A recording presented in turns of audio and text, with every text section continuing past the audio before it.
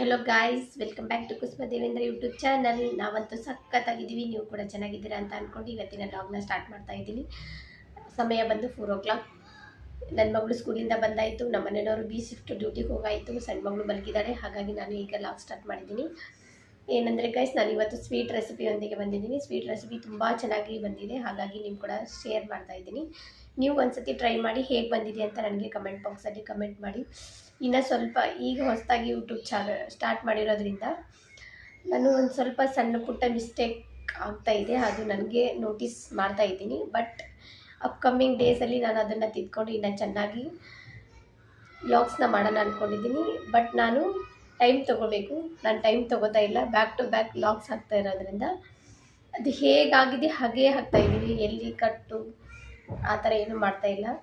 ನಿಮಗೇನಾದರೂ ವ್ಲಾಗ್ ನೋಡಬೇಕಾದ್ರೆ ಸ್ವಲ್ಪ ಅನ್ಕಂಫರ್ಟೇಬಲ್ ಫೀಲ್ ಅಂದರೆ, ಕರೆಕ್ಟಾಗಿ ವಿಡಿಯೋ ಮೂಡ್ ಬಂದಿಲ್ಲ ಅಂದರೆ ಅದು ಕೂಡ ನೀವು ಕಮೆಂಟ್ ಬಾಕ್ಸಲ್ಲಿ ಕಮೆಂಟ್ ಮಾಡಿ. ನಾನು ಒಂದು 2 days ಅಥವಾ 1-2 daysನ ತೊಗೊಂಡು ನೀಟಾಗಿ ಮಾಡಿ ವ್ಲಾಗ್ ಮಾಡಿ ಹಾಕ್ತೀನಿ. ನಾನೇನಾದರೂ ತಪ್ಪು ಮಾಡಿದ್ರೆ ನೀವು ಕಮೆಂಟ್ ಬಾಕ್ಸಲ್ಲಿ ಹೇಳಿಲ್ಲ ಅಂದರೆ ನನಗೆ ಗೊತ್ತೇ ಆಗಲ್ಲ. ಹಾಗಾಗಿ ನೀವು ಹೇಳಲೇಬೇಕು ಗೈಸ್, ನಾನೇನಾದರೂ ಮಿಸ್ಟೇಕ್ ಮಾಡಿದ್ರೆ. ಆಮೇಲೆ ಗೈಸ್, ಒಂದು request guys, please do subscribe, comment, like, share. ಯಾರೆಲ್ಲ ಸಬ್ಸ್ಕ್ರೈಬ್ ಮಾಡಿದರೆ ಅವರಿಗೆಲ್ಲ ಥ್ಯಾಂಕ್ ಯು. ಯಾರಿನ್ನ ಸಬ್ಸ್ಕ್ರೈಬ್ ಮಾಡಿಲ್ಲ ಪ್ಲೀಸ್ ಹೋಗಿ ಸಬ್ಸ್ಕ್ರೈಬ್ ಮಾಡ್ಕೊಳ್ಳಿ, ಆಯಿತಾ? ಮಾಡ್ಕೊತೀರಾ ತಾನೇ? ಮಾಡ್ತೀರಾ ನನಗೆ ಗೊತ್ತು. ಮಾಡಿ ಗೈಸ್ ಪ್ಲೀಸ್. ನಿಮ್ಮ ರಿಲೇಷನ್ನು, ನಿಮ್ಮ ಫ್ರೆಂಡ್ಸು ಯಾರ್ಯಾರಿದ್ದರೆ ಸಬ್ಸ್ಕ್ರೈಬ್ ಮಾಡಿ, ಓಕೆ? ನನ್ನ ವಿಡಿಯೋಯಿಂದ ನೀವು ಏನಾದರೂ ಒಂದು ಸಣ್ಣ ಪುಟ್ಟ ಕಲ್ತರು ನಂಗೆ ಅಷ್ಟೇ ಖುಷಿ. ಹಾಗಾಗಿ ಏನು ಕಲ್ತಿಲ್ಲ ಅಂದರೆ ಪರವಾಗಿಲ್ಲ, ನೀವು ಏನು ಸಬ್ಸ್ಕ್ರೈಬ್ ಮಾಡೋದು ಬೇಕಾಗಿಲ್ಲ. ಏನು ವಿಡಿಯೋ ನೋಡಿ ಹೋಗ್ತೀರಾ ಅಷ್ಟೇ ಸಾಕು ನನಗೆ. ನನ್ನ ಚಾನಲಿಗೆ ಬಂದು ಇವಳು ಏನು ಹೇಳ್ತಾಳೋ ಅಂತ ಅಂದ್ಕೊಂಡಿದ್ದೀರ, ಪರವಾಗಿಲ್ಲ, ಸಾಕು. ಒಂದು ವಿಡಿಯೋ ನೋಡಿಬಿಟ್ಟು ನನ್ನ ಜಡ್ಜ್ ಮಾಡಿ ಹೋಗಿದ್ದರೆ ಅವರಿಗೂ ಕೂಡ thank you so much guys. ನಾನು ಸ್ಟೋರಿ ಹೇಳಬೇಕಂತ ಆಸೆ ಇದೆ ನನಗೆ, ಬಟ್ ನೀವು ಕೇಳೋಕ್ಕೆ ಆಸೆ ಇದೆ ಇಲ್ಲ ಅಂತ ನಂಗೆ ಗೊತ್ತಿಲ್ಲ. ಹಾಗಾಗಿ ನಾನು ಹೇಳ್ತಾ ಇಲ್ಲ. ನಿಮಗೆ ಇಷ್ಟ ಇದ್ದರೆ please guys do subscribe. Story ಕೇಳ್ತೀನಿ ಅನ್ನೋರು, ನಾನು ಸ್ಟೋರಿ ಹೇಳಿದರೆ ಅದು ಮಾರಲ್ ಇರಬೇಕು. ಆ ಸ್ಟೋರಿಗೆ ಎಂಡ್ ಒಂದು ಲೈನ್ ಇರಲೇಬೇಕು. ಅಂಥ ಸ್ಟೋರಿನ ಚಾಯ್ಸ್ ಮಾಡಿಬಿಟ್ಟು ನಿಮ್ಮ ಹತ್ರ ಶೇರ್ ಮಾಡೋಣ ಅಂದ್ಕೊಂಡಿದ್ದೀನಿ.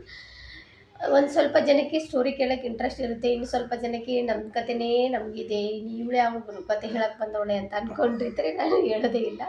ಹಾಗಾಗಿ ನಿಮ್ಮ ಒಪಿನಿಯನ್ ಕೇಳಿಬಿಟ್ಟು ನಾನು ಸ್ಟೋರಿ ಹೇಳೋಣ ಅಂದ್ಕೊಂಡಿದ್ದೀನಿ.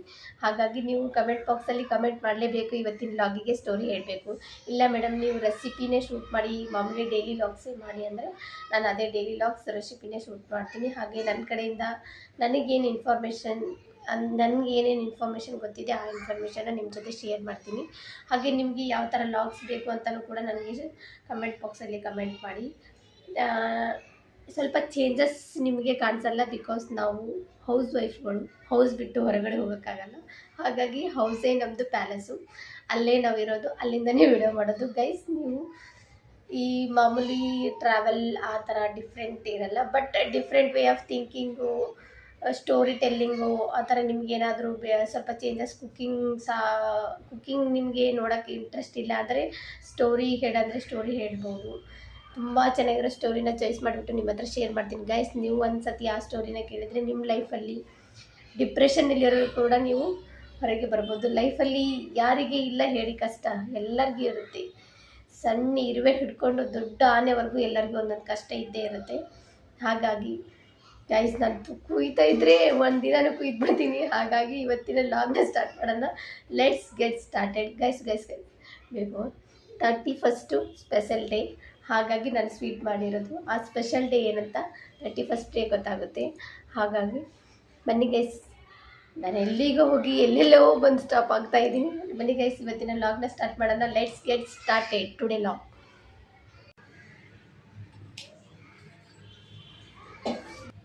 ಬನ್ನಿ ಗೈಸ್, ಇವತ್ತು ನಾವು ಗುಲಾಬ್ ಜಾಮೂನ್ ಮಾಡೋಣ. ಹಾಗಾಗಿ ನಾನು 1 ಪ್ಯಾಕೆಟ್ MTR ಗುಲಾಬ್ ಜಾಮೂನ್ ತೊಗೊಂಡಿದ್ದೀನಿ. ಪ್ಯಾಕೆಟ್ ಪೌಡ್ರ್ ತೊಗೊಂಡಿದ್ದೀನಿ. ಬೈ 1 get 1 ಇರುತ್ತೆ. ನಾನು ಒಂದೇ ಮಾಡ್ತಾಯಿದ್ದೀನಿ, ಸಾಕು ನಮ್ಮ ಫ್ಯಾಮ್ಲಿಗೆ ಒಂದು. ನಿಮ್ಮ ಮನೇಲಿ ಎಷ್ಟು ಜನ ಇದ್ದಾರೆ ಅದ್ರ ಮೇಲೆ ನೀವು ಪ್ಯಾಕೆಟ್ನೇ ಜಾಸ್ತಿ ಮಾಡ್ಕೊತ ಹೋಗ್ಬೋದು. ನಮ್ಮ ಮನೇಲಿ ನಾವು 3 ಜನ. ನನ್ನ ಚಿಕ್ಕ ಮಗಳು ಏನು ಅಷ್ಟು ತಿನ್ನಲ್ಲ. ನಾನು, ನಮ್ಮ ಯಜಮಾನ್ರು, ನನ್ನ ದೊಡ್ಡ ಮಗಳು, ನನ್ನ ಚಿಕ್ಕ ಮಗಳು, 4 ಜನಕ್ಕೆ 1 ಪ್ಯಾಕೆಟ್ ಸಾಕಾಗುತ್ತೆ. ನಾವು ಯಾರು ಜಾಸ್ತಿ ಸ್ವೀಟ್ ತಿನ್ನೋಕ್ಕೆ ಇಷ್ಟಪಡಲ್ಲ, ಖಾರ ತಿಂತೀವಿ, ಸ್ವೀಟ್ ತಿನ್ನೋದೇ ಕಾರಣ. ಹಾಗಾಗಿ ನಾವು ಸ್ವೀಟ್ ಜಾಸ್ತಿ ತೊಗೋತಾ ಇಲ್ಲ. ಹಿಟ್ಟನ್ನು ಜರಡಿ ಹಿಡಿತಾ ಇದ್ದೀನಿ ಗೈಸ್. ನೀವು ಇದು ಪ್ರತಿಯೊಂದೂ ಪ್ರೋಸೆಸ್ನ ನೀವು ಕರೆಕ್ಟಾಗಿ ಮಾಡಬೇಕು. ಹಾಗಾಗಿ ಅದು ಲಾಸ್ಟ್ ಕಮ್ಮೋಡ್ ಚೆನ್ನಾಗಿ ಬರೋದು. ನೀವು ಒಂದು ಏನಾದರೂ ಮಿಸ್ ಮಾಡಿದ್ರೆ ಚೆನ್ನಾಗಿ ಬರೋಲ್ಲ. ನೋಡಿ, ಫಸ್ಟು ಹಿಟ್ಟನ್ನು ಜರಡಿ ಹಿಡಿಬೇಕು. ನಾವೇನದು ಪಾಕೆಟ್ ತೊಗೊಂಡಿರ್ತೀವಲ್ಲ ಆ ಹಿಟ್ಟನ್ನು ನೀಟಾಗಿ ಜರಡಿ ಹಿಡಿಬೇಕು. ಒಳಗಡೆ ಏನು ಅದು ಗಂಟು ಗಂಟು ಥರ ಇದೆಯಲ್ಲ ಅದೆಲ್ಲ ನೀಟಾಗಿ ಹಿಟ್ಟು ಚೆನ್ನಾಗಿ ಗಂಟಿಲ್ಲದೆ ಹಾಗೆ ಹಿಟ್ಟು ಚೆನ್ನಾಗಿ ಬರುತ್ತೆ ನಮಗೆ ಸೋಸೋದ್ರಿಂದ. ಹಾಗಾಗಿ ಸೋಸಬೇಕು. ಒಂದಿಷ್ಟು ಜನ ಸೋಸಲ್ಲ, ಆ ಹಿಟ್ಟಲ್ಲಿ ಏನಿರುತ್ತೆ ಅಂತ ಸೋಸೋಣ ಅನ್ಕೋತಾರೆ. ನೀವು ಜಾಮೂನೇ ಮಾಡೋಕ್ಕೆ ರೆಡಿ ಇದ್ದೀರಾ ಅಂದಮೇಲೆ ಹಿಟ್ಟು ಸೋಸೋಕ್ಕೆ ಏನು ಪ್ರಾಬ್ಲಮ್ ಅಲ್ವಾ? ಹಾಗಾಗಿ ಸೋಸ್ಕೊಡ್ಬೇಕು. ನೋಡಿ, ಅಷ್ಟು ಚೆನ್ನಾಗಿ ಸೋಸ್ತಾ ಇದ್ದೀನಿ ನೋಡಿ. ಸೋಸ್ಕೋಬೇಕು ನೀಟಾಗಿ ಹಿಟ್ಟನ್ನು.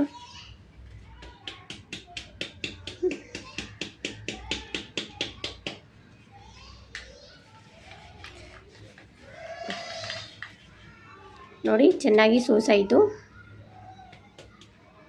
ಹಿಟ್ಟು ಒಂಚೂರು ಒಳಗಡೆ ಗಂಟಿರಲ್ಲ ನೋಡಿ, ಚೆನ್ನಾಗಿ ಒಂದೇ ಲೆವೆಲಲ್ಲಿ ಇರುತ್ತೆ ಹಿಟ್ಟು. ಒಂದು ಗಂಟು, ಒಂದು ಸ್ವಲ್ಪ ಪೌಡ್ರು ಆ ಥರ ಇದ್ದರೆ ಚೆನ್ನಾಗಿರಲ್ಲ. ಹಾಗಾಗಿ ನಾವು ಹಿಟ್ಟನ್ನು ಸೋಸ್ಕೋಬೇಕು. ಆಮೇಲೆ ಸ್ವಲ್ಪ ಸ್ವಲ್ಪ ನೀರು ಹಾಕಿಬಿಟ್ಟು ಕಲಿಸ್ಬೇಕು ಗಾಯ್ಸ್. ಜಾಮೂನಿಗೆ ಹಾಲೂ ಹಾಕ್ಬೋದು, ಅದು ಜಾಸ್ತಿ ದಿನ ಇಡೋಕ್ಕಾಗಲ್ಲ. ಹಾಲು ಹಾಕಿಬಿಟ್ರೆ, ನಾವು ನೀರು ಹಾಕಿದ್ರೆ ಜಾಸ್ತಿ ದಿನ ಇಡ್ಬೋದು. ಹಾಗಾಗಿ ನಾನು ನೀರು ಹಾಕಿ ಮಾಡೋದು, ಹಾಲು ಹಾಕಿ ಮಾಡಲ್ಲ. ನೀರು ಹಾಕ್ತಾಯಿದ್ದೀನಿ ಗೈಸ್. ಏನು ಒಂದು ಟಿಪ್ಪು ಅಂದರೆ, ನಮ್ಮ ಅಂಗೈ ಇರುತ್ತಲ್ಲ ಅದರಿಂದ ನಾದೋ ಹಾಗಿಲ್ಲ. ನಮ್ಮ ಫಿಂಗರ್ಸ್ ಬೆರಳುಗಳಿಂದನೇ ಮಾತ್ರ ಅದು ಹಿಟ್ಟನ್ನು ಚೆನ್ನಾಗಿ ನಾದಬೇಕು. ಬೆರಳೇ ಯೂಸ್ ಮಾಡ್ತಾ ಇರೋದು ನೋಡಿ, ನಾನು ಅಂಗೈಯಿಂದ ನಾದ್ತಾನೇ ಇಲ್ಲ. ಈ ಊಟ ತಿನ್ನಬೇಕಾದ್ರೆ ಅನ್ನ ಎಲ್ಲ ಕಲಿಸ್ತೀವಲ್ಲ ಕೈಯಿಂದ, ಆ ಥರ ಹಿಟ್ಟನ್ನು ಕಲಿಸ್ಬೇಕು. ಸ್ವಲ್ಪ ಸ್ವಲ್ಪ ನೀರು ಹಾಕಬೇಕು ಗೈಸ್. ನೀವು ಜಾಸ್ತಿ ನೀರು ಹಾಕಿಬಿಟ್ರೆ ಕಷ್ಟ. ಆಮೇಲೆ ಹಿಟ್ಟು ಗಟ್ಟಿ ಆಗೋದು. ಸ್ವಲ್ಪ ಸ್ವಲ್ಪ ಸ್ವಲ್ಪ ಡ್ರಾಪ್ ವೈಸ್ ಅಂದರೆ ಇನ್ನು ಸ್ವಲ್ಪ ಕಡಿಮೆ ಬೀಳುತ್ತೆ ನೀರು. ಸ್ವಲ್ಪ ನೋಡ್ಕೊಂಡು ಹಾಕಿ. ಸ್ವಲ್ಪ ಸ್ವಲ್ಪ ಅಂದರೆ ಅರ್ಥ ಆಗುತ್ತಲ್ವ. ಇನ್ನು ಅಷ್ಟು ಅರ್ಥ ಆಗದೆ ಇರೋಷ್ಟು ಜನ ಏನಿಲ್ಲ ಅನ್ಕೊತೀನಿ. ಹಾಗಾಗಿ ಬೆರಳಿಂದನೇ ಮಾತ್ರ ಕಲಿಸ್ಬೇಕು, ಅಂಗೈ ಎಲ್ಲ ಹಚ್ಚಿ ಕಲಿಸೋ ಹಾಗಿಲ್ಲ. ಅದರಿಂದ ಏನಂತ ಡಿಫ್ರೆನ್ಸ್ ಆಗುತ್ತೆ ಕಲಿಸೋದ್ರಲ್ಲಿ ಅಂತೀರಾ? ಇಲ್ಲಿ ಟ್ರಸ್ಟ್ ಮಿ ಗೈಸ್, ಒಂದು ಸತಿ ಈ ಥರ ಟ್ರೈ ಮಾಡಿ ನೋಡಿ. ಬೆರಳುಗಳಿಂದ ಮಾತ್ರನೇ ಕಲಿಸ್ಬೇಕು ಹಿಟ್ಟು, ಮೃದುವಾಗಿ ಚೆನ್ನಾಗಿ, ತುಂಬ ಚೆನ್ನಾಗಿ ಬರುತ್ತೆ. ನೋಡಿ, ನಾನು ಕಲಿಸ್ತಾ ಇದ್ದೀನಿ ಬೆರಳುಗಳಿಂದನೇ. ನಾನು ಅಂಗೈನ ಯೂಸ್ ಮಾಡೇ ಇಲ್ಲ, ಜಸ್ಟ್ ಬೆರಳುಗಳಿಂದನೇ ನಾನು ಕಲಿಸ್ತಾ ಇರೋದು ಹಿಟ್ಟು.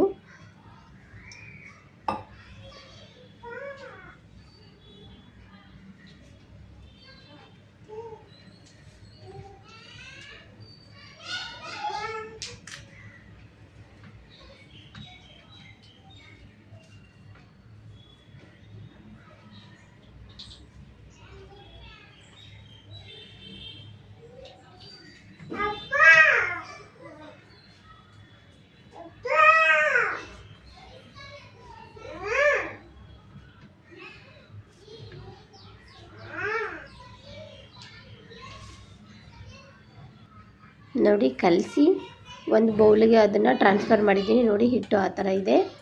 ಒಂದು ಸತಿ ತೋರಿಸ್ತೀನಿ ಹಿಟ್ಟು ಒಳಗಡೆ ಯಾವ ಥರ ಇರಬೇಕು. ನೋಡಿ, ಆ ಥರ ಇರಬೇಕು ಹಿಟ್ಟು. ನೋಡಿ ಎಷ್ಟು ಚೆನ್ನಾಗಿದೆ ಹಿಟ್ಟು. ನಾವು ಬೆರಳುಗಳಿಂದನೇ ಕಲಿಸಿರೋದ್ರಿಂದ ಹಿಟ್ಟು ತುಂಬ ಚೆನ್ನಾಗಿ ಬಂದಿರುತ್ತೆ.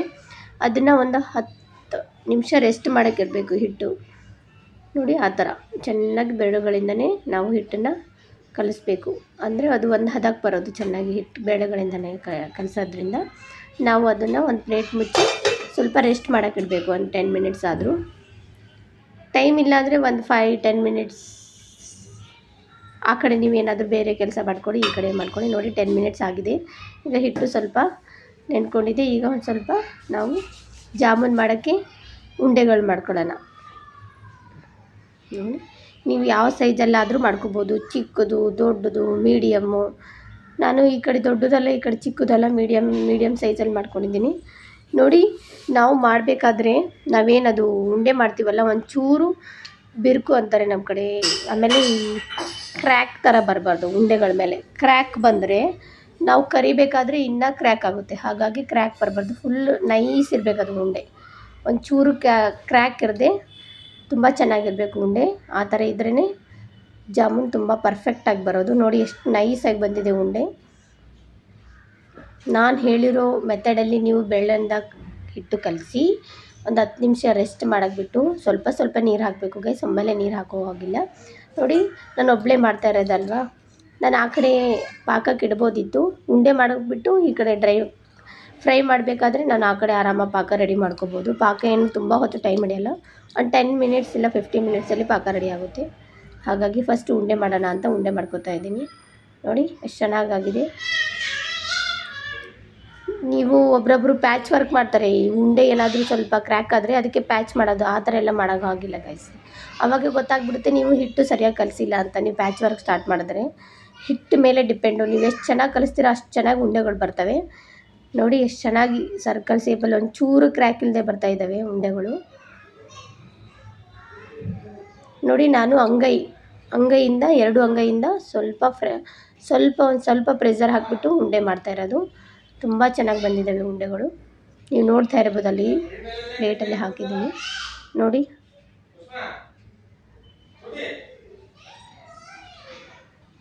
ಗೈಸ್ ಈಗ ಉಂಡೆ ಮಾಡಿ ಇಟ್ಕೊಂಡಿದ್ದೀನಿ ನಾನು. 1 ಗ್ಲಾಸ್ MTR ಗುಲಾಬ್ ಜಾಮೂನ್ ಪೌಡ್ರಿಗೆ ಒಂದು ಪ್ಯಾಕೆಟ್ಗೆ 1 ಗ್ಲಾಸ್, 1 ಗ್ಲಾಸ್ಗಿಂತ ಇನ್ನೊಂದು ಸ್ವಲ್ಪ ಕಡಿಮೆ ಇದೆ.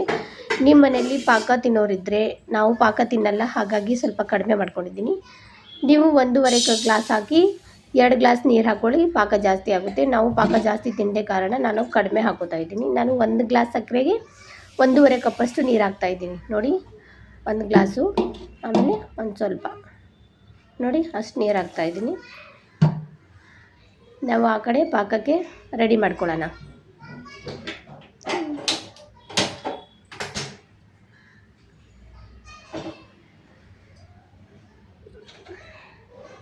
ಆ ಕಡೆ ಪಾಕ ರೆಡಿ ಆಗಲಿ, ಈ ಕಡೆ ನಾವು ಅದೇನು ಜಾಮೂನ್ ಮಾಡಿಟ್ಕೊಂಡಿದ್ವಲ್ಲ ಉಂಡೆಗಳನ್ನ ಅದನ್ನು ಫ್ರೈ ಮಾಡೋಣ. ಈಗ ಒಂದು ಸ್ವಲ್ಪ ಆಯಿಲ್ ಹಾಕ್ಕೊಳ್ಳೋಣ. ಜಾಮೂನಿಗೆ ಜಾಸ್ತಿ ಆಯಿಲ್ ಹಿಡಿಯೋದಿಲ್ಲ, ಹಾಗಾಗಿ ಜಾಸ್ತಿ ಆಯಿಲ್ ಹಾಕಬೇಡಿ. ಅದು ಎಷ್ಟು ಜಾಮೂನ್ ಇದೆ ಅದ್ರ ಮೇಲೆ ನೀವು ಆಯಿಲ್ ಹಾಕಿ.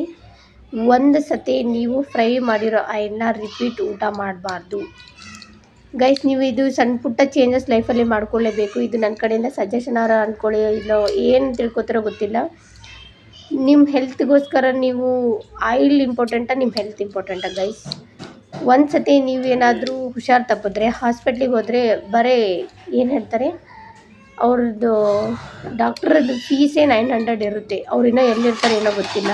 900 ನಾವು ದುಡ್ಡು ಕೊಟ್ಟು ವೇಟ್ ಮಾಡಬೇಕು. ಏನೋ 150 ಆಯಿಲ್ಗೋಸ್ಕರ ನಮ್ಮ ಹೆಲ್ತ್ ಖರಾಬ್ ಮಾಡಿಕೊಂಡು ಮತ್ತೆ ಹಾಸ್ಪಿಟ್ಲ್ ಅಲೆಯೋಗಿಂತ ನಾವು ಹಾಗಾಗಿ ಆಯಿಲ್ ಕಡಿಮೆ ಹಾಕಿಬಿಟ್ಟು ಮಾಡಿಕೊಂಡ್ರೆ ಏನು ಪ್ರಾಬ್ಲಮ್ ಅಲ್ವಾ? ಹಾಗಾಗಿ ನಾನು ಒಂದು ಸತಿ ಫ್ರೈ ಮಾಡಿರೋ ಆಯಿಲ್ನ ನಾನು ಇನ್ನೊಂದು ಸತಿ ಊಟ ಮಾಡೋದೇ ಇಲ್ಲ, ತಿನ್ನೋದೇ ಇಲ್ಲ. ಅದು ಎಷ್ಟೇ ಆಯಿಲ್ ಇರಲಿ ನಾನು ಯೂಸ್ ಮಾಡಲ್ಲ. ಹಾಗಾಗಿ ಹಾಕಬೇಕಾದ್ರೆ ಸ್ವಲ್ಪ ಹಾಕ್ತೀನಿ ನಾನು. ನಿಮ್ಮ ಮನೆಯಲ್ಲಿ ನೀವು ಯೂಸ್ ಮಾಡ್ತಾಯಿದ್ರೆ ಪರವಾಗಿಲ್ಲ, ಜಾಸ್ತಿ ಹಾಕಿ ಫ್ರೈ ಮಾಡ್ಕೋಬೋದು. ನಾನು ತಿನ್ನಲ್ಲ, ಹಾಗಾಗಿ ಜಾಸ್ತಿ ಹಾಕಿಲ್ಲ. ಹೆಲ್ತ್ ಈಸ್ ಮೇನ್ ಇಂಪಾರ್ಟೆಂಟ್ ಅಲ್ವಾ? ಎಣ್ಣೆ ಯಾವ ಲೆಕ್ಕ, ನಾವಿದ್ದರೆ ತಾನೇ ನಾವು ಊಟ ಮಾಡೋ ಎಣ್ಣೆ ನಮ್ಗೆ ಯೂಸ್ ಆಗೋದು.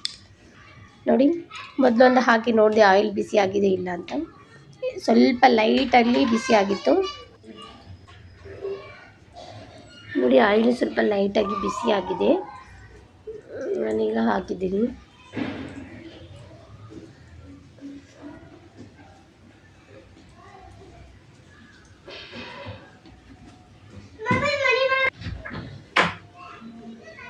ನಾನೊಂದು ಡೆಮೋ ನೋಡ್ತಾ ಇದ್ದೀನಿ ಹೇಗೆ ಆಯಿಲ್ ಬಿಸಿ ಆಗಿದೆ ಇಲ್ಲ ಅಂತ. ಬಿಸಿ ಆಗಿದೆ, ಹಾಗಾಗಿ ನೆಕ್ಸ್ಟ್ ಜಾಮೂನ್ ಉಂಡೆಗಳನ್ನು ಹಾಕ್ಬೋದು. ನೋಡಿ ಆಯಿಲ್ ಬಿಸಿ ಆಗ್ತಾಯಿದೆ. ಈಗ ಆ ಕಡೆ ಪಾಕನೂ ರೆಡಿ ಆಗ್ತಾಯಿದೆ.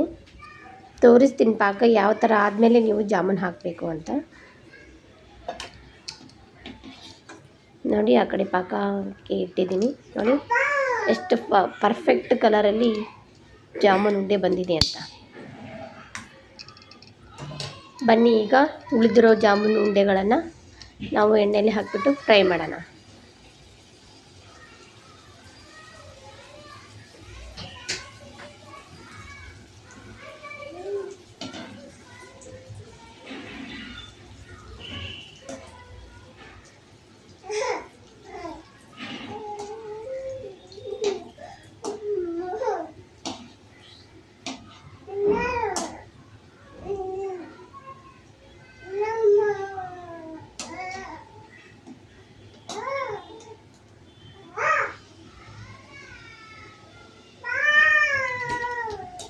ನೀವು ಕಲರ್ ಡಾರ್ಕ್ ಆದರೂ ಮಾಡ್ಕೋಬೋದು, ಲೈಟ್ ಆದರೂ ಮಾಡ್ಕೋಬೋದು.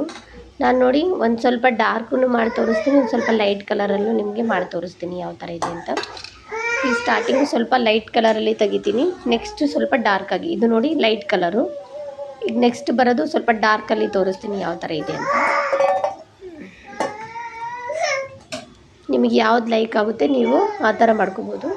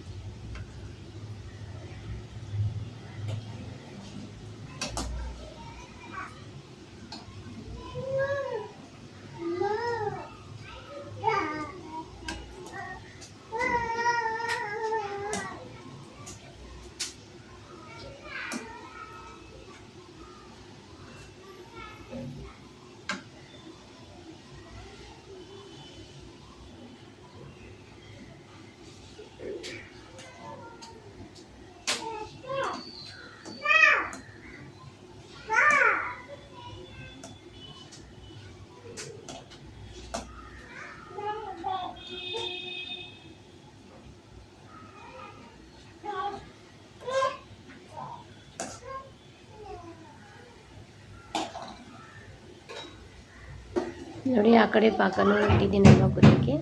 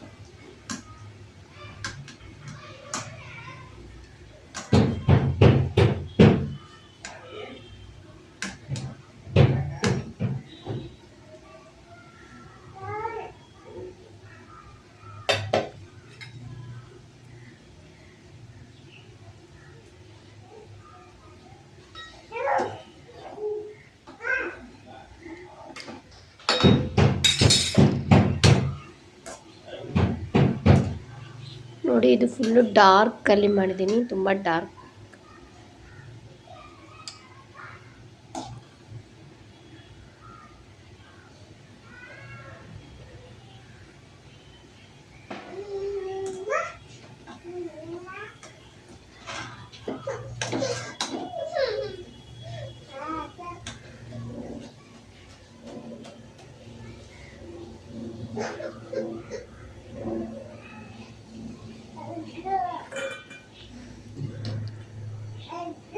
ನೋಡಿ ಗೈಸ್, ಜಾಮೂನು ನಾವು ಫ್ರೈ ಮಾಡಾಯಿತು ಜಾಮೂನು ಉಂಡೆನ. ಈಗ ಪಾಕ ನೋಡೋಣ ಏನಾಗ್ತಾ ಇದೆ ಅಂತ.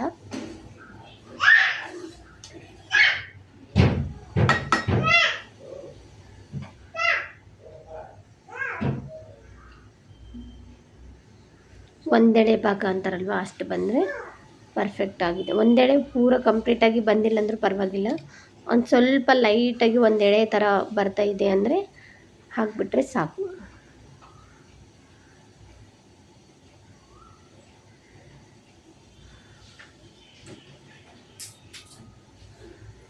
ನೋಡಿ ಒಂದು ಸ್ವಲ್ಪ ಬಂದಿದೆ, ಇನ್ನೂ ಒಂದು ಸ್ವಲ್ಪ ಬರಬೇಕು.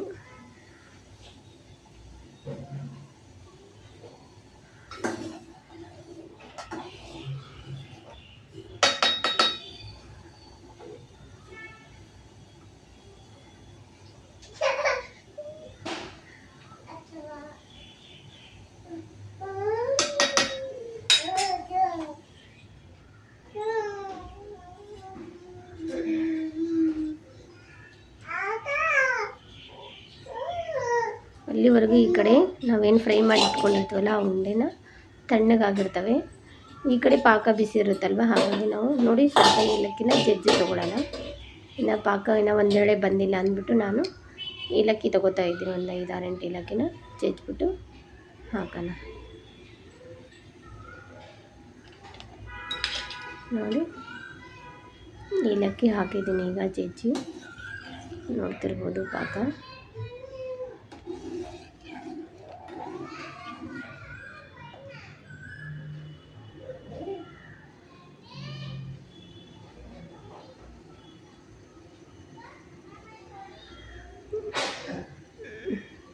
ನೋಡಿ ಗೈಸ್, ಅಲ್ಲಿ ಒಂದು ಸ್ವಲ್ಪ ಎಳೆ ಥರ ಫಾರ್ಮ್ ಆಗ್ತಾ ಇದೆಯಲ್ವ. ಇನ್ನೂ ಸ್ವಲ್ಪ ನಾವು ಗಟ್ಟಿಯಾಗಿ ಎಳೆ ಬರೋವರೆಗೂ ವೇಟ್ ಮಾಡ್ಬೋದು. ಇಷ್ಟು ಸಾಕು ನೋಡಿ. ನೋಡಿ ಒಂದೆಳೆ ಹತ್ಕೋತಾ ಇದೆಯಲ್ಲ, ಅಷ್ಟು ಸಾಕು ನೋಡಿ, ಅಷ್ಟು ಸಾಕು. ನಾನು ನಿಮ್ಗೆ ಹೇಳ್ತಾ ಇರೋದು ಐಡಿಯಾ ಬಂತು ಅನ್ಕೋತಿದ್ದೀನಿ. ಒಂದು ಎಳೆ ಬರಬೇಕಷ್ಟೇ. ನಾವು ಏನಿಲ್ಲ, ಈ 2 ಫಿಂಗರ್ಸ್ ನಡುವೆ ಒಂದೆಳೆ ಸ್ಮಾಲ್ ಜಸ್ಟ್ ಫಾರ್ಮ್ ಆಗ್ತಾ ಇದ್ರೇ ಸಾಕು ನಮಗೆ. ಪೂರಾ ಎಳೆ ಥರ ಕಾಣಿಸಿಲ್ಲ ಅಂದರೂ ಪರವಾಗಿಲ್ಲ. ಅಷ್ಟು ತಿಕ್ಕಾಗಿನೂ ಅಷ್ಟು ಚೆನ್ನಾಗಿರಲ್ಲ. ನಾನು ತೋರಿಸ್ತಾ ಇದ್ದೀನಲ್ವ, ಅದು ಕರೆಕ್ಟಾಗಿದೆ.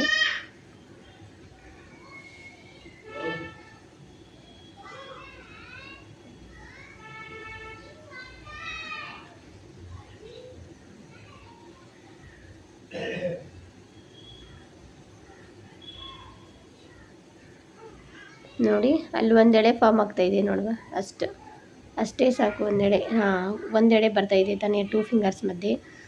ಅಷ್ಟಾದರೆ ಆಯಿತು ಗೈಸ್. ಪೂರಾ ಎಳೆ ಬಂದು ಫಾರ್ಮ್ ಆಗಿ ನಿಂತ್ಕೋಬೇಕಂತೇನಿಲ್ಲ. ಜಸ್ಟ್ ನಮಗೆ ವಿಜುವಲೈಸ್ ಆದರೆ ಸಾಕು, ಕಾಣಿಸಿದ್ರೆ ಸಾಕು. ಒಂದೆಳೆ ಈಗ ನಾವು 2 ಫಿಂಗರ್ಸ್ನ ಟ್ಯಾಪ್ ಮಾಡಿಬಿಟ್ಟು ತೆಗೆದ್ರೆ ಒಂದೆಳೆ ಫಾರ್ಮ್ ಆದರೆ ಸಾಕು, ಅದು ಆಗಿದೆ ಅಂತ ನೋಡಿ. ಈಗ ನಾವು ಮಾಡಿರೋ ಜಾಮೂನ್ ಉಂಡೆ ಫ್ರೈನ ಪಾಕದಲ್ಲಿ ಹಾಕಿಬಿಟ್ಟು ಗ್ಯಾಸ್ ಆಫ್ ಮಾಡಿಬಿಟ್ಟು ಮೇಲೆ ಒಂದು ತಟ್ಟೆ ಮುಚ್ಚಿದ್ರೆ ಜಾಮೂನ್ ರೆಡಿ ಆಗೋಯ್ತು. ಅಷ್ಟೇ, ಒಂದು ಪ್ಲೇಟ್ ಮುಚ್ಚಿ ಮುಗಿದ್ರೆ ಆಗೋಯ್ತು. ಬನ್ನಿ ಈಗ ಜಾಮೂನ್ ನಾನು ಪ್ಲೇಟಲ್ಲಿ ಹಾಕಿ ತೋರಿಸ್ತಾ ಇದ್ದೀನಿ. ಬಿಸಿ ಬಿಸಿ ಇರಬೇಕಾದ್ರೆ ಒಂದಿಷ್ಟು ತಿನ್ಕೊಂಡ್ಬಿಟ್ವಿ. ಈಗ ಒಂದು ಬೌಲಿಗೆ ಹಾಕಿಬಿಟ್ಟು ತೋರಿಸ್ತಾ ಇದ್ದೀನಿ. ಎಷ್ಟು ಸಾಫ್ಟಾಗಿ ಬಂದಿದೆ ಅಂದರೆ ಗೈಸ್, ಟ್ರಸ್ಟ್ ಮೀ. ನೋಡಿ ಆ ಸ್ಪೂನು ನಾವು ಆ ಜಾಮೂನು ಕಟ್ ಮಾಡಬೇಕಾದ್ರೆ ಗೊತ್ತಾಗುತ್ತೆ ಎಷ್ಟು ಸಾಫ್ಟಾಗಿದೆ ಜಾಮೂನು ಅಂತ. ಆಹಾ, ನಾನಂತೂ ಒಂದು ಕ್ಷಣ ನನಗೆ ಪ್ರೌಡ್ ಆಗ್ತಾಯಿತ್ತು. ವಾವ್, ಇಟ್ ಕಮೌಟ್ ಚೆನ್ನಾಗಿ ಬಂದಿದೆ ಅಲ್ಲ ಅಂತ. ಸಖತ್ತಾಗಿ ಬಂದಿದೆ ಗೈಸ್. ನೀವು ಟ್ರೈ ಮಾಡಲೇಬೇಕು. ಮಾಡಿ ಹೇಗಾಗಿದೆ ಅಂತ ಹೇಳಬೇಕು. ಒಂದು ಸ್ವಲ್ಪ ಜನ ಏನು ಜಾಮೂನ್ ಮಾಡಿದ್ರೆ ಸೆಂಟ್ರೆಲ್ಲ ಸ್ವಲ್ಪ ಗಟ್ಟಿ ಹಾಗೆ ಇರುತ್ತೆ, ಆಮೇಲೆ ಪಾಕ ಹೀರ್ಕೊಂಡಿರಲ್ಲ. ಇದು ಜಾಮೂನ್ ಪರ್ಫೆಕ್ಟಾಗಿ ಒಳಗಡೆ ಎಲ್ಲ ಚೆನ್ನಾಗಿ ಬಂದಿತ್ತು, ತುಂಬ ಸಖತ್ತಾಗಿ ಬಂದಿತ್ತು ಗೈಸ್. ನೀವು ಒಂದ್ಸತಿ ಟ್ರೈ ಮಾಡಬೇಕು. ಯಾರನ್ನೆಲ್ಲ ಮಾಡಿ ತಿಂದಿದ್ದೀರಾ ಅವರು ನನ್ನ ವಿಡಿಯೋಗೆ ಕಮೆಂಟ್ ಹಾಕಿ